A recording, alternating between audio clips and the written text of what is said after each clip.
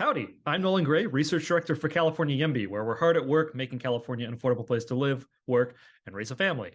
Welcome back to Abundance. In this episode, I chat with Rick Cole. He's the Chief Deputy Controller for the City of Los Angeles, where he oversees the accounting, paymaster, and audit functions of the nation's second largest city. And of course, where I live today. Rick has been all over the place in Southern California governance. He was previously a deputy mayor here in Los Angeles, city manager in Azusa, Ventura, and Santa Monica, not all at the same time. And he was previously the mayor of Pasadena, where he's just launched a new city council run. In this episode, Rick and I discussed the future of metropolitan Los Angeles, how to turn sticky problems like parking and housing affordability into real workable solutions at the local level, and his future plans for Pasadena. And with that, on to the show. Great. Well, Rick Cole, thanks so much for coming on Abundance. It's really a pleasure to have you here. I know that a lot of folks who really admire your work are regular listeners. I'm much obliged. I'm interested in connecting with those listeners. Yeah, well, so you have some big, relatively recent news. You are running for city council in Pasadena. Is that right? Yeah, I served in the city council back in the 80s and 90s, and we made some real progress on the general plan. We rewrote the general plan from scratch, and we focused new development around transit centers and in the downtown. And there's been something like 5,000 units of downtown housing built because of that plan. I'm now on the planning commission, and frankly, I think that Pasadena has become resigned to the status quo and isn't doing the kind of innovative, groundbreaking leadership that it used to do. That's frustrating and disappointing to me because I think, as I said in my opening video, to those who much is given, much is asked. And Pasadena is extraordinarily well resourced. It's a job center. It has transit, and so we really should be building the housing for the folks who work there and to support our economy and to do our regional fair share. To be fair to Pasadena and my predecessors on the city council, or my successors, depending upon how you look at it,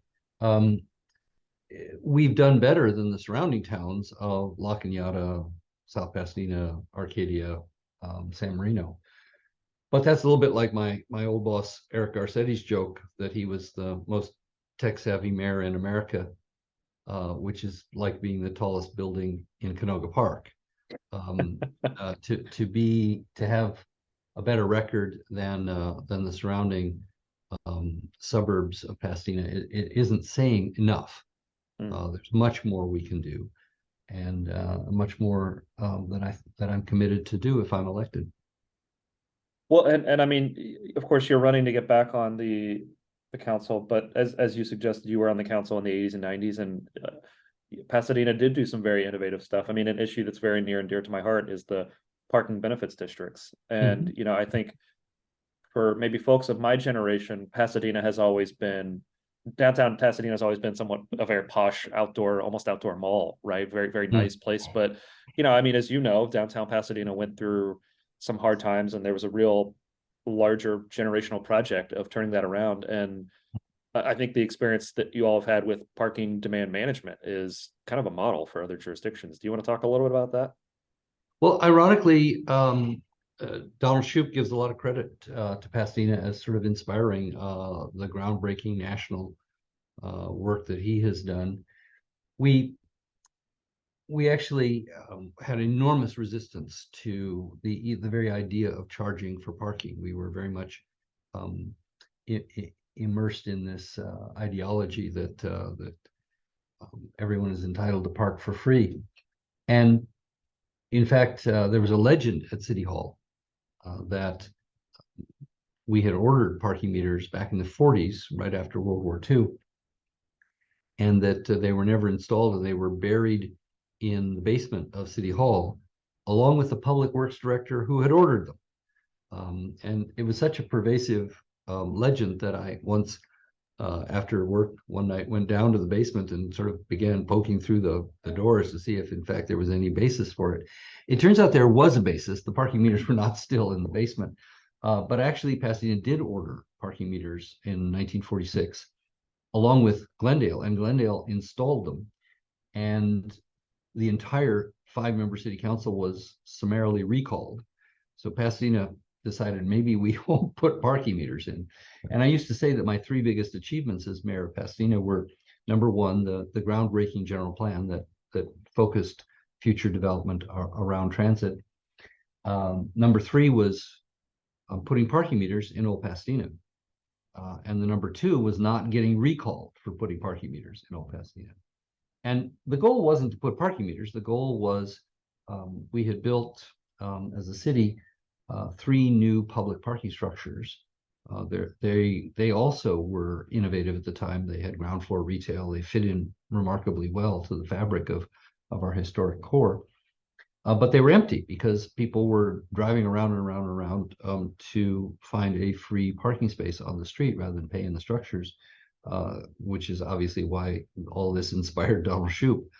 And we were losing $1 million a year on the parking structure debt service for these brand new, beautiful parking structures. Parking structure can be beautiful.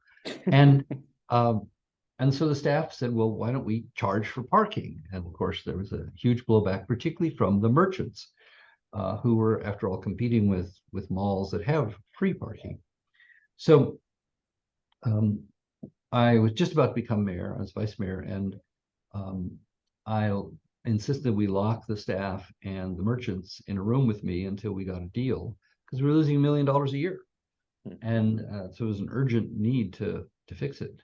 So after a couple of hours of getting nowhere, I made the suggestion that if we charge for parking, that 100% of the parking revenue from the meters would go to the district, to the merchants who had organized a business improvement district, and that the money would go for streetscape improvements to beautify the area over time.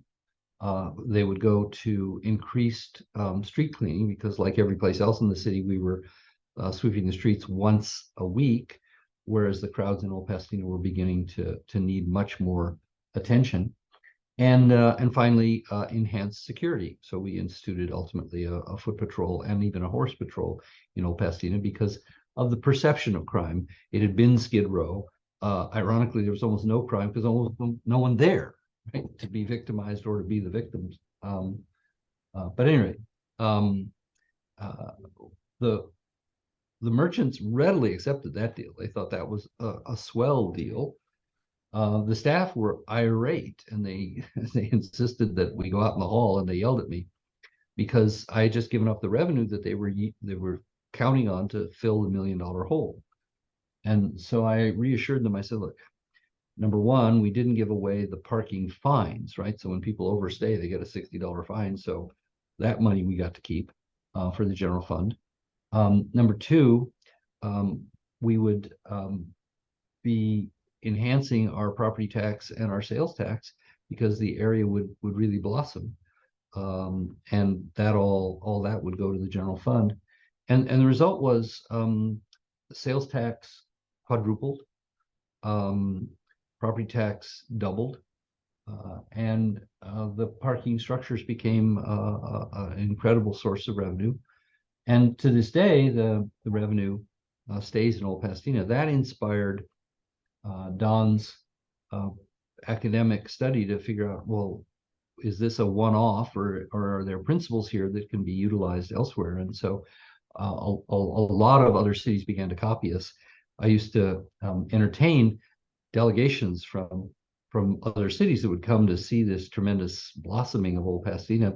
Ironically, I'd been working on it for 20 years, but because I was mayor, everyone gave me sort of credit for this overnight success, even though it took a long time, and many people, preservationists, city staff, local merchants, etc., investors, etc.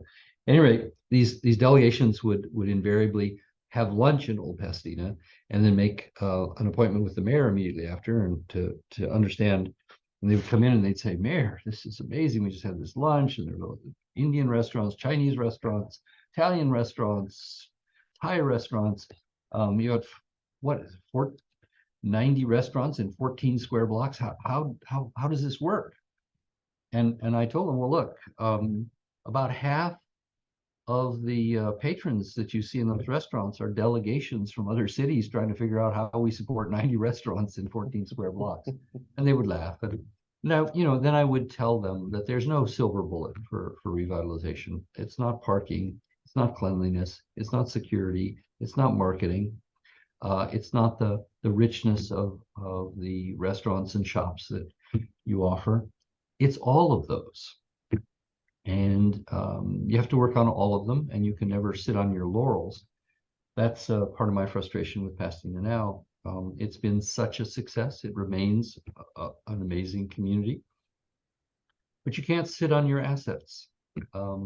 Ultimately, you have to continue to innovate because the world is always changing. There's always new competition. Demography changes. Older people get older. Younger people come along. And our society is changing. The way we eat, the way we shop changes. So you can't take any of that for granted. And so we have to keep doing innovative things. And I don't want to run on what I did 30 years ago. I want to run on what we're going to do over the next 4 years. Right. I mean, the parking benefits model that you all, I think, pioneered really is just hugely valuable. The idea of keep a lot of the resources, keep a lot of the revenue raised in the community where it's raised, and let people see an immediate benefit of the revenue, right? They immediately see the streets getting clean, the sidewalks getting redone, the lamppost being, reinstalled, right? Like, let people see the benefits of this, and they'll support it. If it's seen as a purely extractive policy, of course, I think very understandably they'll oppose it, right? Mm-hmm. And as mayor, I insisted the staff print up little stickers that we put on every single meter in Old Pasadena that said, and there's a picture of it in Don Shoup's book, every penny of the revenue you're putting in this parking meter goes to enhance security, beautification, and greater cleanliness. So we were making that direct connection for people, that it wasn't the money that they were putting in the meter wasn't disappearing in some black hole. That it was making the experience of visiting Old Pasadena more pleasant and safer. Well, and so it strikes me that you solved, I think, or pulled together the folks who could solve a very complicated issue. And I think, as you mentioned, Pasadena, to a certain extent, is a victim of its own success now. Now it's I mean, it always has been a fairly desirable place to live, but now it's, as you say, certainly Old Pasadena is kind of a remarkable little island of urbanism in a region otherwise defined by sprawl and auto dependence. It strikes me that a huge issue that Pasadena faces today, and that you wrestle with currently on the Planning Commission and potentially will as a council member, is the housing shortage and the housing affordability problems. I'm curious if what sort of lessons can be learned from the parking experience or other experiences you've had to get through that impasse, because I think it's a very similar issue where incumbents say, okay, new housing is only going to inconvenience me. It's going to cause more traffic. It's going to take away my parking space. It's going to bring new people in who I don't like. It's going to lower my property value, et cetera. How do you flip that script and put people in a situation where, as we did with parking, where now they actively see it as good, this new housing is enriching my life and my community? Well, everyone's always looking for a way to educate people to their viewpoint. And it turns out that that's, particularly in these polarized times, a very challenging path, and maybe even a condescending one, right? Of like, I have the answer, and let me explain to you why you're wrong and I'm right. My experience on housing in particular, but on issues broader than housing, is you need to get people in dialogue. And excuse me, got a little bit of a cough. The dialogue needs to be an intelligent one, right? Like, not like we've already proposed a 400 unit apartment next door to you that you knew nothing about and you hate. And so let's explain to you why this is a good thing. That's unlikely to produce positive impact. But if before that, which is the way we should do planning in Southern California.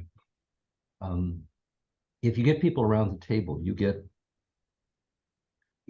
longtime residents, you get younger people, you get renters, you get homeowners, you get a diverse demographic cross-section of your community, you get business people, realtors, etc. And you enter into genuine dialogue about, well, what are the challenges? What are the issues? It turns out that there's often common ground, and that the polarization comes from, being confronted with this binary black or white choice. Do you want this 400 unit apartment next door to you? Versus how are we going to accommodate the need for people to be able to own a home, or even just to afford to rent an apartment? Where are you going to retire to? Where are your kids when they graduate from college or come out of the military or graduate from high school? Where are they going to live? Where are the workers going to live versus having to commute from 40 miles away for a minimum wage job, which isn't going to work? And when you get people sort of thinking about that, it turns out that most people are fairly sensible. You'll find ideologues, you'll find angry people, but ironically, ideologues and angry people sort of self-isolate, right? Everyone else sort of begins to think, well, you're not being reasonable. We need to find a solution here. And why are you being so extreme? We're going to just have to begin to discount your opinions because you're not really helping us. And I found that over and over again. Now, it's not a surefire miracle cure. It takes time, money, and patience. And it doesn't always come out exactly the way you want it to come out. But it comes out in a way that is both good for the community and sustainable. Because sometimes you can jam through a policy or a project, and then the lawsuits start, or the initiatives start, or the backlash starts, and the council gets recalled, and then you're back to square one for the next project or the next policy. So I think that dialogue is important, and I don't mind the label YIMBY. I don't think, like most labels, it's very helpful. But yes, I believe in housing of all types, and I think that they belong in every community. I believe, as you know, Nolan, that it's very important that it be designed well. It's very important that it be planned well, and that's not just for political palatability. It's because this housing is going to be around for 30, 50, 100 years, and we should design it well from the beginning, because people are going to live there and people are going to live near there, and we want more of it. And if it's well designed and it fits in and it helps people raise their quality of life, then we'll get more of it. Part of the backlash against new housing, certainly not all of it, maybe not even the most of it, but part of it is that sometimes it just seems ugly, obtrusive, out of place, looming over a lower scale existing housing. And so people recoil sort of in horror at it. And yet, ironically, and Pasadena is a great case study of this, we built 4, 5, 6-story apartments back in the 20s that people love now, and they walk by without blinking. But they weren't lavishly designed. Some of them were fairly simple buildings. But they had good materials. They were well designed, and design is not aesthetics. It's not whether it's got a red tile roof or what have you. It's that there's a front door you can see, and you don't have a ground floor of grates with parking structure and carbon monoxide spewing out of it. That you've got front doors and windows out on the street. Those kind of simple design elements can make housing much more palatable, and that's even more true in the so-called missing middle, the duplexes, the garden apartments, the triplexes and quadruplexes. Well designed, they can fit into any so-called single-family neighborhood. And again, we have great examples from the 20s and 30s in Pasadena of that kind of housing in historic neighborhoods that now people say, oh, this is the most wonderful neighborhood. We shouldn't change anything. It's just beautiful. And and it's got bungalow courts, and it's got duplexes, and it's got rear units, and people have lived with that for generations and without batting an eye, and then they have a heart attack when the state passes the law that allows ADUs. Hmm. Well, you know, there's a lot there. I mean, a couple things I want to unpack a little bit. I think that you've made this joke, right? But we call them planning commissions, but more often than not, they just end up becoming reacting commissions, right? Where I literally made a motion when I was on the city council to Oh. rename our planning commission the reacting commission. By the way, it died for like a second. Yeah, well, I love it. I mean, it's true though, right? Because rather than sitting down and doing this thoughtful long-term plan where you can actually do genuine public process and get a real cross-section of the community to come out, we have this very ad hoc project by project proposal, you know, with a hearing at like 10 a.m. on a Tuesday. And then of course you don't get a representative cross-section. You get those sort of wackos who might have extreme preferences that don't reflect the community who show up. And then we get results that don't reflect what the broader community wants. And I think you're exactly right that there's a huge amount of value in sitting down and coming up with a plan and being able to defend decisions that are made based on that plan by saying, hey, look, we did real public process. This is what a real cross section of the community is comfortable with. You know, folks who don't want any housing to get built, you don't get to change the rules of the game after we've done this giant process. I think the second thing, developers, you don't get to get 3 times as much density as we originally agreed to. There might be some, you know, allowances for things like density bonuses for affordability and things like that, but you have a coherent plan and you stick to it. And by the way, that will reduce the cost of housing, because a significant cost of market rate and affordable housing, in fact, even more so affordable housing, deed restricted affordable housing in the legal definition, is just how long it takes to go through the process, and how uncertain the process is, and how sloppy the process is, where at the last minute some major new requirement can be inserted that you didn't budget for, didn't plan for, and now you suddenly got to pay for and finance, which may set the project back, kill the project, etc. So you should have very high standards and very simple process, right? Does it comply with the plan? Does it comply with the objective design standards? If so, here's the permit. Right. If not, go somewhere else, or come back when you've figured out how to abide by the rules in this community. And that gets in the whole issue of local control versus local responsibility, which may be something we should also explore. Well, I think that's exactly right. I think regardless of what types of rules you're going to set, I think something that's gone terribly wrong with the way we do land use planning and zoning today is everything is discretionary. Everything is up for negotiation.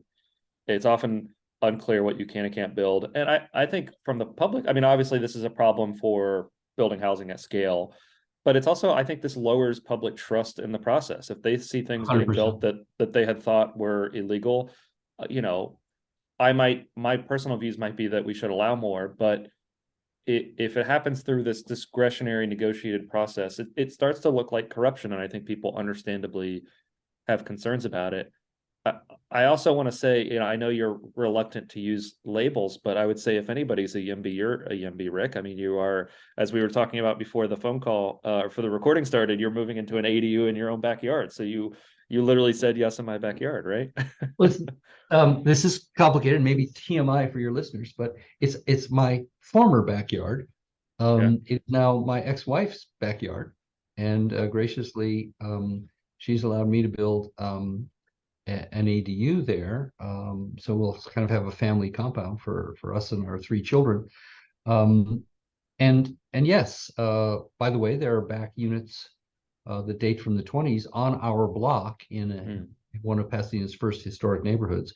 We are not one of the wealthy historic neighborhoods. The bungalows in our neighborhood were built for working and middle class people back in the teens and 20s, and the front house is one of those 1912 bungalows, and I'll be in the back, and my unit's 800 square feet, plenty of room for me, and and I actually believe in walking the walk, both in terms of policy, but also having a walkable neighborhood. And we have transit nearby. I can bike. Pasadena needs to do a better job on making biking safety citywide. At our current pace, we're going to implement our bike plan in 25 years. That's far too long. But that, we have to, it's if we preach and don't practice, it's going to be very, very unlikely that we'll get people to follow. Right. Well, I think we're all watching that with great excitement, and of course, Pasadena is certainly a place where there's a lot of opportunity. I think to bring more people in and let people, experience all the great things that Pasadena has to offer. I want to talk about LA. So you've been, of course, working closely with the new controller. As an Angelino, it strikes me, of course, that your boss's election is one of the few bright spots.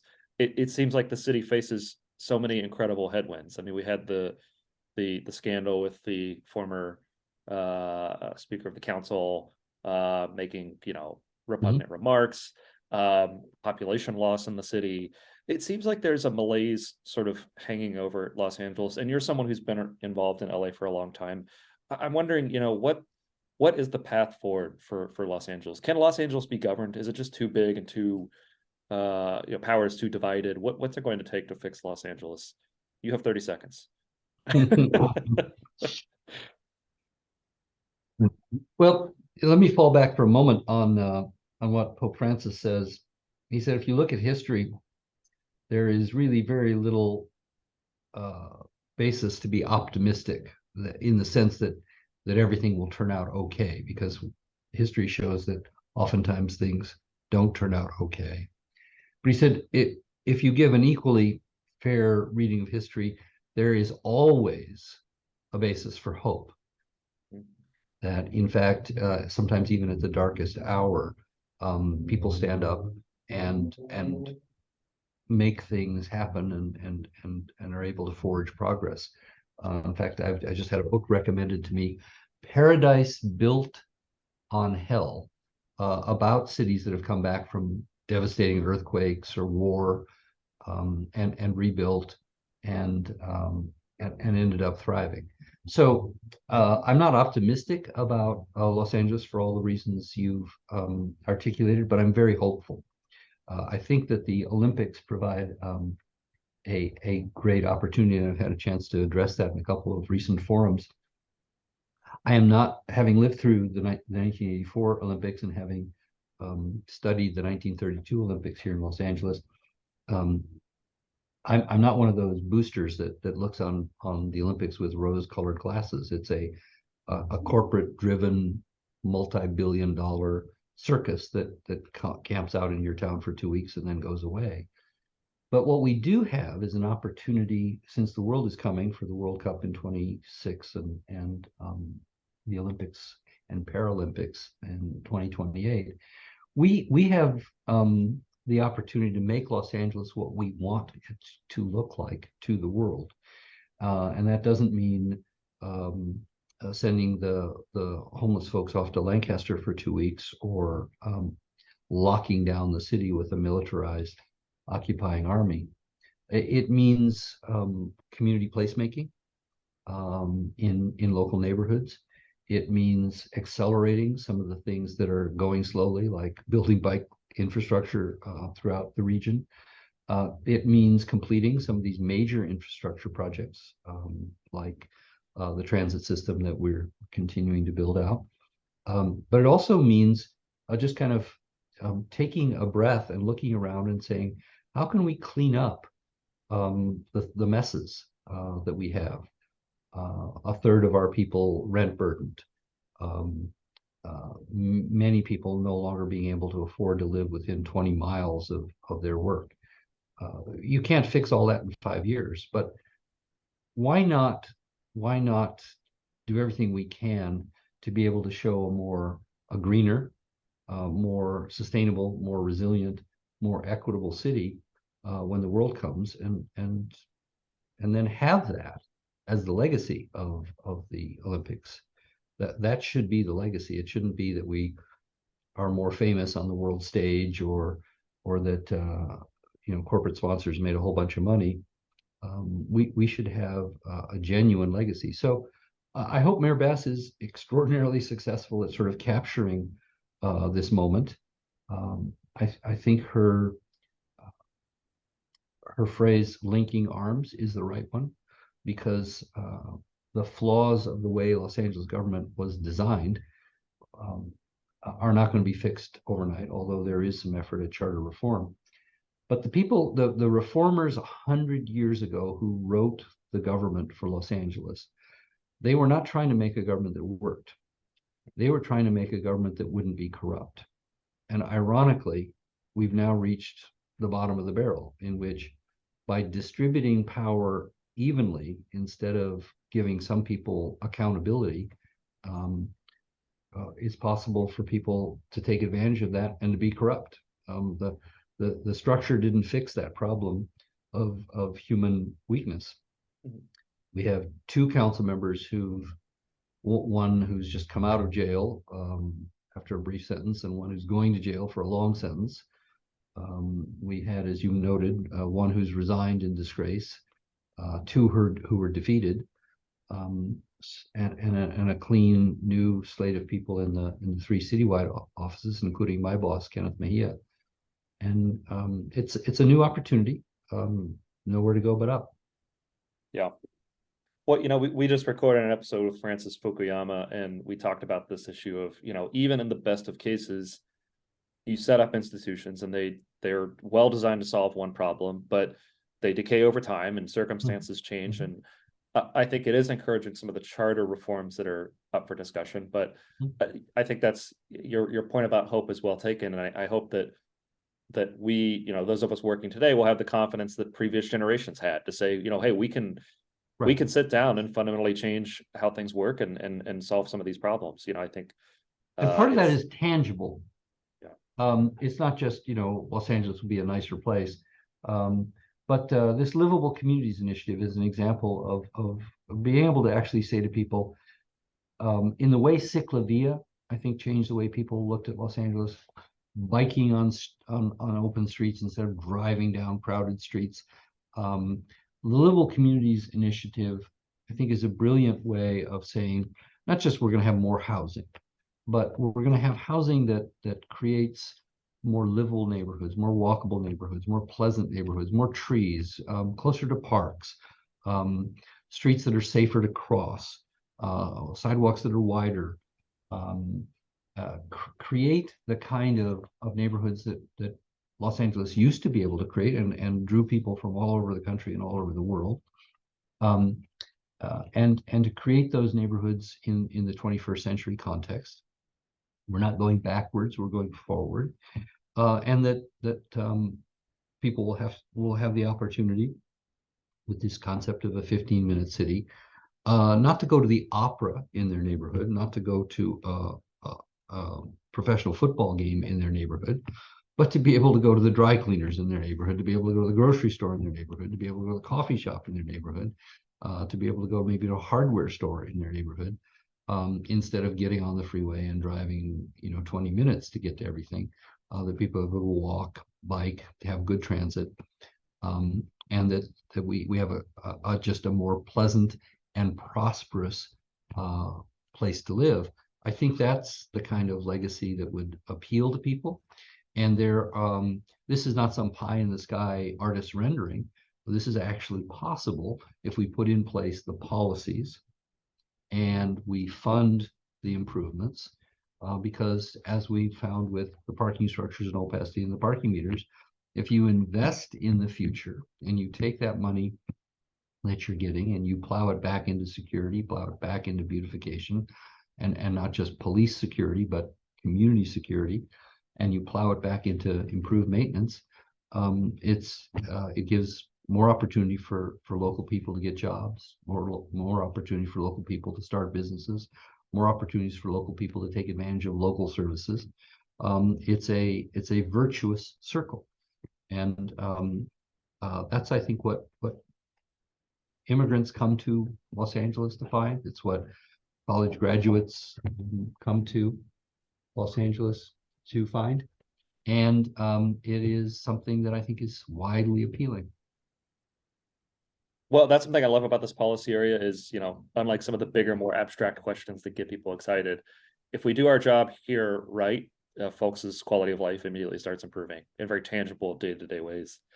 I know you have a hard stop here, but hopefully we'll have you on we can talk more about bridging the gap between YIMBYs and new urbanists, and talk about all of the exciting things that I hope you'll have been able to do in Pasadena in the meantime. Where can folks? Well, Nolan, thank you for your groundbreaking book, and the work you've been doing, not only here in Los Angeles and California, but across the country. On the 20th anniversary of Earth Day, ironically, I flew from Los Angeles to Washington to be on I forget what they called them in those days, but it was a webinar, we would say today, except there was no web to an R on. And we had something like 200,000 architects and whatnot watching around the country. And we didn't speak in these terms at the time, but my carbon footprint was enormous to fly back there to talk for 2 minutes. And they asked me, what is the one thing in 30 seconds we could do to make transportation more sustainable, make communities more livable, make cities more prosperous? And I said, end zoning. And that was my contribution. And you are actually helping in this national movement, not so much to end zoning as to transcend zoning, to plan in a sensible way that leads to better communities rather than rigidly segregated by race and by use and by income. Well, I think we're in a very special moment right now. I mean, I was very fortunate to have the book come out in an ironic way in the middle of a major housing affordability crisis where a lot of folks were thinking about these things. And I think once a lot of folks get interested in zoning because of housing affordability, and then they start to realize just how it touches on every other aspect of their life. So it's been exciting. I mean, almost every city and every state in America is having conversations about, what do we want city planning to do and what does that look like? So very exciting stuff. How can folks get connected with you and follow your work? And if they're interested, learn more about the campaign? Well, I just quit Twitter because it's become a cesspool, and but not on Blue Sky yet. Not yet. I haven't been invited. But I'm on LinkedIn. My campaign is coalforcouncil.com, and I'm pretty easy to track down. I'm here at City Hall working for a 32-year-old Wunderkind, as they say in German. Kenneth is an inspiring transformational leader. His focus is on making institutional change and long-term strategic approach to making institutional change. I think I've learned in my 40 years in public service that these things don't change overnight. But the fact that he got more votes than any candidate for any office in the history of Los Angeles indicates there is a hunger for a better future, and we're working every day to try to bring that about. Well, and that's something that makes me both optimistic and hopeful for Los Angeles. Very good. Rick Cole, thank you for joining Abundance. Okay.